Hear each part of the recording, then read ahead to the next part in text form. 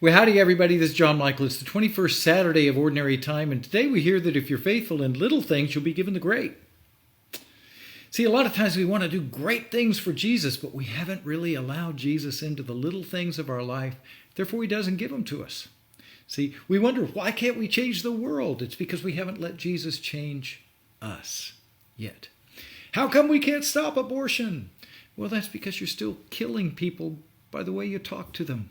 You're still aborting life in the new little children of the kingdom by speaking to them in a bad way, an oppressive way, a heavy-handed way. Oh, there's a time to kick a little, you-know-what. That's with really stubborn, obstinate people who are all full of themselves. But for the average person, you got to love them into the kingdom. You got to mercy them to God. Mercy them to God. Every now and then you got to kind of get boom, bombastic. But those times are rare, folks. Rare. So, you got to learn how to bring Jesus to the little things. I invite people to come forward to the greatest altar call that can be given in every Eucharist. That you give your life to Jesus completely out of love because he has first given his life completely for each one of us personally, shed every drop of blood for us.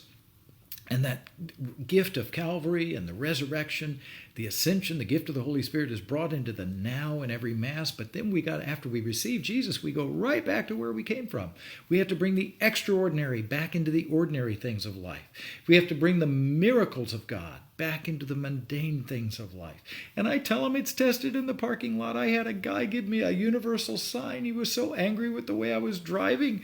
And I felt the old John Michael rising up and go, "What's the matter, you?" And then I thought, this isn't like Jesus. So I breathed in Jesus. I breathed out the old Johnny Mike. I gave him a universal sign. I gave him the sign of the cross. And I waved at him. I said, "I love you." He didn't know what to do.